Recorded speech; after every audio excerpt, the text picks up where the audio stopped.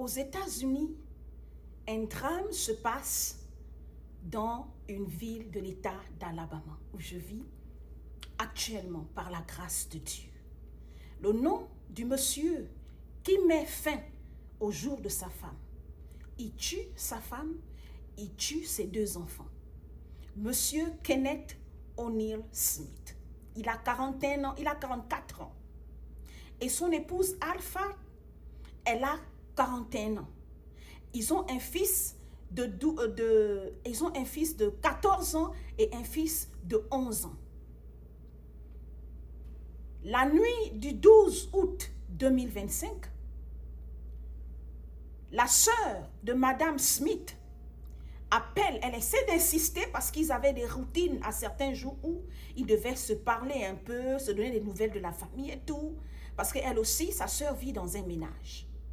Donc, elles avaient leur talk, women talk, on appelle ça women talk, donc une discussion de femmes.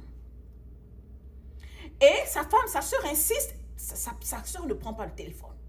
La sœur essaie d'appeler les amis aussi des 2 enfants. Ils ont essayé de joindre leurs enfants, leurs amis pour... Vous savez, chaque soir, il y a des enfants qui ont des routines avec leurs amis parce que les enfants sont beaucoup enfermés ici, donc ils se parlent plus au téléphone ou bien sur iPad. Donc, tous ceux qui essaient de joindre la famille Smith, ils sont tous injoignables. Or, 2 semaines en arrière, avant le 12 août, lorsque le drame se passe, Monsieur Smith et sa femme fêtent leur année de plus de mariage. Vous avez vu les fausses façades. Le mariage aux États-Unis, beaucoup de mariages aux États-Unis sont toxiques, la famille. Beaucoup de ménages et de mariages et de couples aux États-Unis vivent dans la façade. Ils sont dans le fake, ils font le semblant parce qu'ils cherchent les billes ensemble. Parce que personne ne veut aller rester habiter seul et prendre ses factures tout seul. Parfois, ils font semblant de dire on est la cause des enfants.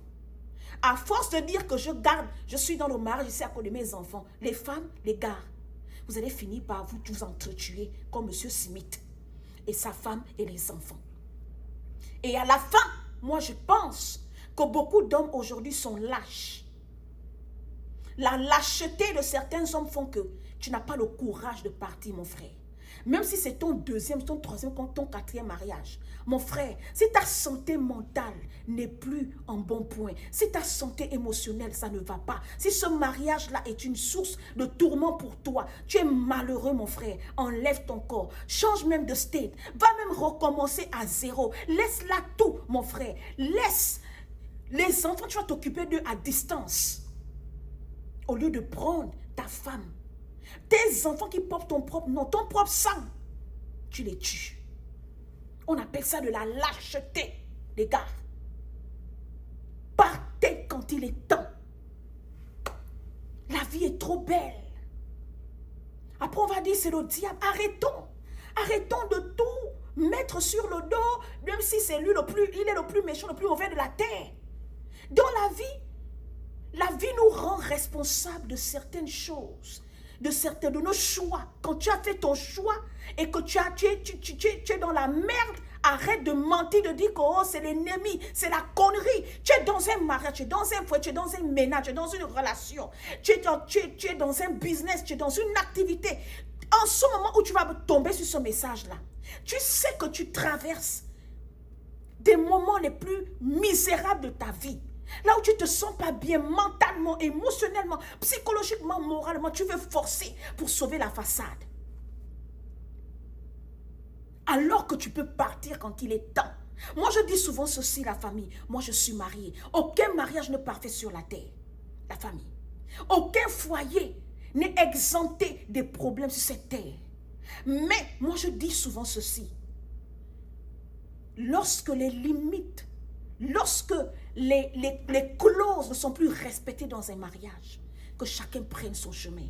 Oui, la parole de Dieu dit jusqu'à ce que la mort nous sépare. Mais parfois, on peut éviter le drame. La mort, si elle vient de façon naturelle, oui, c'est à ce moment que Dieu dit jusqu'à ce que la mort nous sépare, la famille. Et ce couple était dans une congrégation. Et ils avaient toute une assemblée avec eux. Voici toute une assemblée en deux. Voici deux grandes familles en deux. Voici deux jeunes qui partent à l'école, qui avaient des amis qui sont en deux et qui vont rester traumatisés. Voici des voisins. Un couple qui avait tout. Ce que chacun d'entre nous recherche dans la vie. Leur maison avoisinait 1 million de dollars. Une très grande maison. Ils avaient une bonne historique de crédit. Ils avaient 2 bons jobs.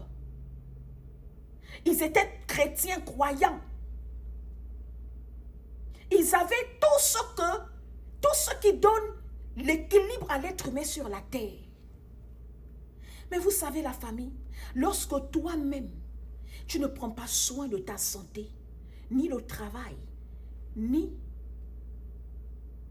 comment on appelle ça, l'argent, ni les business des entreprises, entrepreneuriat, entrepreneuses, influenceuses, docteurs, politiciens, ni quel qu'en soit ton statut social, c'est pour sauver les apparences, c'est pour sauver les façades.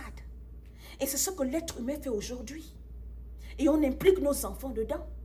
On fait semblant de sauver les apparences. Pourquoi?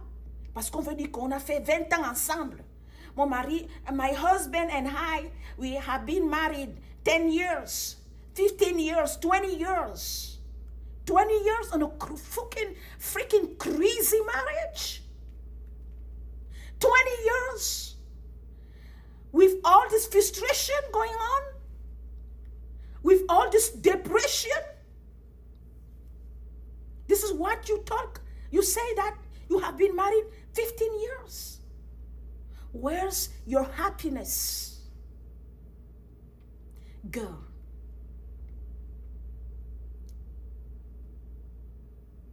you have been the most sadness person since you've been married. You know what it means? It means this marriage is not for you. Get out there. This is a man who supposed to have the most best job in the world. This is a man like you. He has everything. He has a wife. He has 2 sons. He has nice house. He has big credit score and whatever, nice car, whatever. But he killed himself. Before he killed himself, he killed his wife. He killed his 2 sons.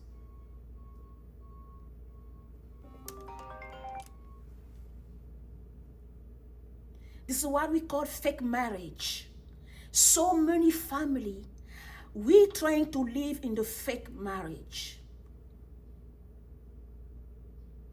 And above everything, there was going in the church. They have church program. God doesn't solve your frustration if yourself you don't treat your frustration. God will not solve your mental health if yourself you don't take care of yourself. Si toi-même, tu ne sais pas protéger ta santé mentale, ta santé émotionnelle, ta santé physique, Dieu, la prière ne fera pas ça pour toi. Il y a des choses dont Dieu te rend responsable. Il ne viendra pas mettre un tuyau dans ta bouche. Il ne viendra pas te mettre un bébé dans le ventre. Il ne viendra pas te donner l'argent dans la main. Il va te dire, travaille pour avoir l'argent. Donc, il te rend responsable de certaines choses dans ta vie. Et il y a d'autres choses dont lui, il est responsable. La vie que tu as, c'est sa responsabilité d'accorder le souffle de vie. Arrêtons de tout mettre sur le dos de Dieu pour sauver nos façades. Parce qu'on a peur des on-dit. Voici une belle famille qui finit mal.